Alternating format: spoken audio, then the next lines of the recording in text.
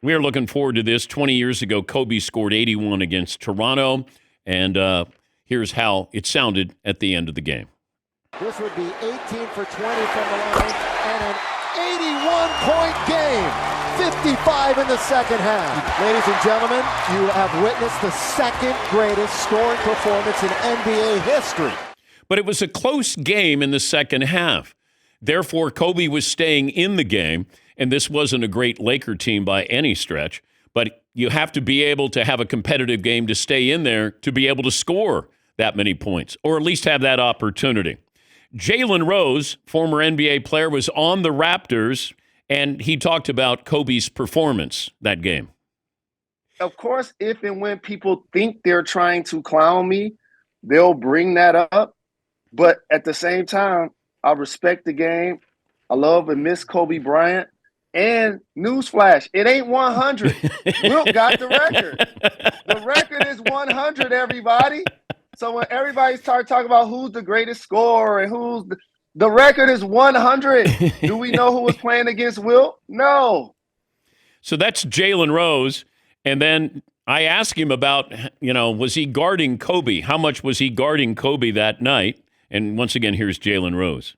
Well, one day on Get Up, they kind of broke down like the stats of what happened in the game. Yeah. And he actually scored 18 points on me. And the funny thing about an NBA game, that happens to players on a nightly basis. Literally when somebody scores 18 points on them. And so again, if you're around long enough and you get a chance to compete against greatness, some of the times you're on the wrong side of Brady throwing 6 or 7 touchdowns, or, Michael Jordan putting up a historic game, or Steph Curry making, 10 3-pointers in the game. It just is going to happen. And it happened to me. It happened to our Raptors. And I'm actually glad it was Kobe Bryant, because this is the same Kobe Bryant, by the way, that wouldn't be low managing. Yeah.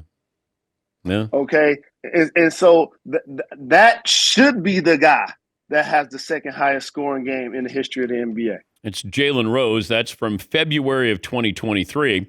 And, of course, they made a commercial where Jalen and Kobe are sitting in a booth and they order drinks, and Kobe orders a martini and he wants 81 olives. And I thought it was brilliant on Jalen's part, because how he accepted that. But Kobe's like, I need 81 olives, please. Yes, Marvin. The stare down right after Kobe says I have 81 olives is classic. It is wonderful. Chris Bosh, Hall of Famer, he was on the Toronto team, and I asked him about Kobe's 81-point performance. What's the most impressive performance that you ever witnessed, whether it was on, with a teammate or the opposition? Kobe scoring 81 points. Oh. I was in that game. I was a young fella in that game taking my beatings, man. But what's that like, though? When do you realize, this is historical? Yeah, it was surreal. I mean, once you realize that it's too late and it's Kobe, and I remember just kind of running down the court, and I kept looking up at the screen, and it's like his score was multiplying. I was like, how is he scoring 5 points at a time? Like, this is crazy. And it was, we were a bad defensive team that year, and just, we were trying to figure things out, and it's just like, oh my God, we're in the Staples Center, they're killing us, and everybody's laughing, and everybody except Kobe, he's just got the eye of the tiger right now, and he's unstoppable. It was just an incredible performance. It's one of those things where you find yourself watching even though you're in the game. That's Chris Bosh, Hall of Famer. That's from June of 2021. And then we had Kobe on April of 2018, and I asked him the question. Now, you did both of these, but if I said you could only have one on your resume, you could get the 81, or you could get the 60 in your last game. You have to pick between those two. You only get one. Oh, man.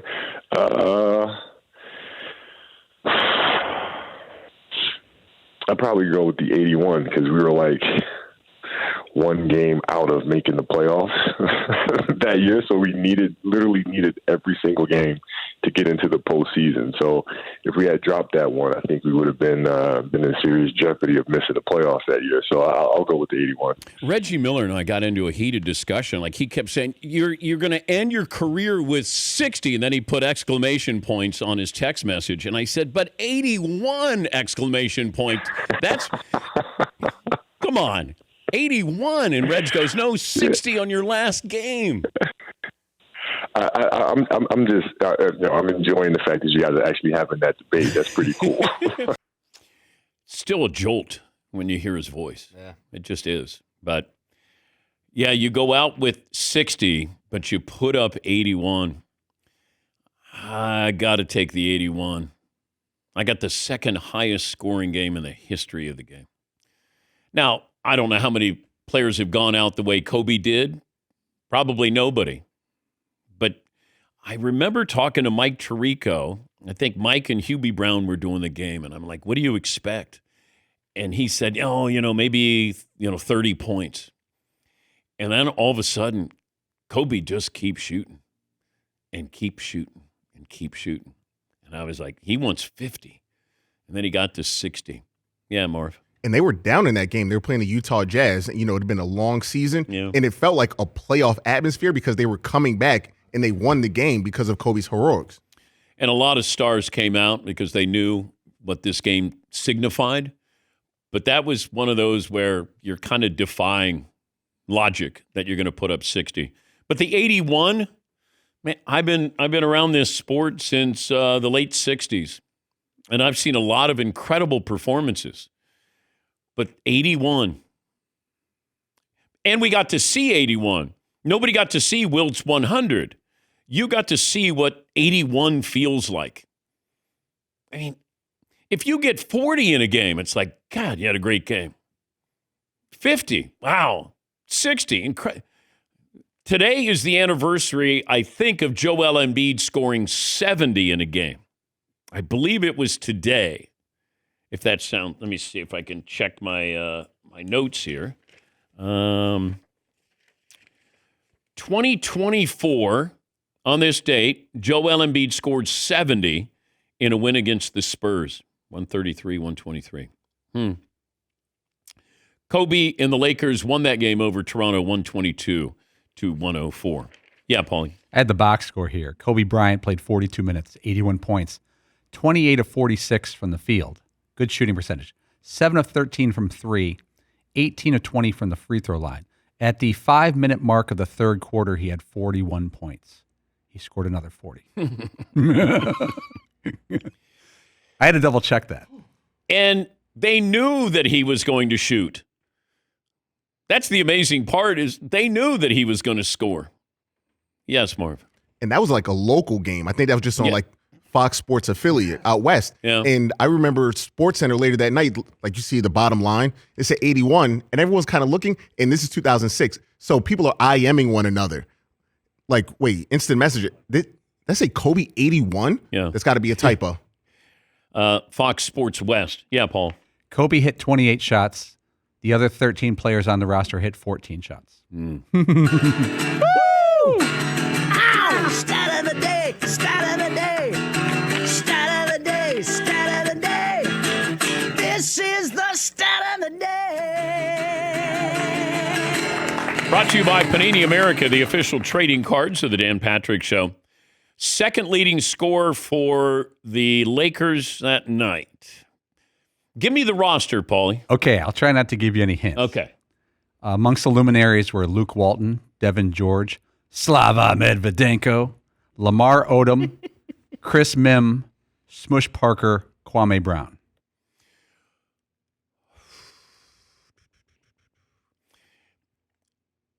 Now, am I going to be surprised? Because normally I would say Lamar Odom, but is it a surprise name? A bit. He had a decent career, liked to shoot a little bit. Lamar Odom had 8. Oh. This gentleman had 13 points to go with Kobe's, Okay. to go with Kobe's 81. So Smush Parker was the second leading scorer. Yeah. He and Kobe combined for 94 points. Well, go back to Wilt Chamberlain when he scores 100. One of his teammates scores 39, I believe. Or no, the second leading scorer in the game, Richie Guerin. Did he get 39 for the Knicks in that game? Checking on that. Okay. Wilt Chamberlain had 100. 4 of his teammates had 10 or more points. One of them had 17. But I think for some reason Richie Guerin had 39 points for the Knicks. He did. He had a quiet 39. A quiet 39. Yes, Eaton. I don't ever want to hear nobody plays defense anymore. I don't want to hear that anymore. Nobody plays defense anymore. What happened back in the day? No, they weren't. Well, nobody could stop Wilt anyway. Well, they couldn't stop his teammates either. Yeah. Oh, no, they could because they only had, they were in double digits. But Richie Guerin had 39 for the Knicks, I They believe. gave up 179 points in that game. Yeah, 169, I think. Or 169. Yeah, 169. Ah, the good old days. Yes, Todd. At what point do you triple team, quadruple team somebody just to say, we can't let this guy get 80, 90, 100 points on us? We're just not. Let them score. We're going to lose the game. But he's not scoring 80. So forever in history, that's going to be on us. Okay, but if this was for a playoff berth or in the playoffs, then you would do that. They might have, out of respect of just playing, the game against him, is guarding him. Show him the respect that we're going to. If you get it, you'll earn it. But I don't know if you put 3 guys on him. I mean, I'm glad they didn't. But if this is a playoff game, then Kobe's not going to be squeezing off that many shots. Yeah, Paulie. I think it was a great point by you and Marvin that game was not nationally televised, and there weren't NBA packages where everybody could access that 81 game, which the 60-point game, it was on national TV. Everyone knew it was coming. That was the last 5 minutes of the 60-point game for Kobe was like a religious experience.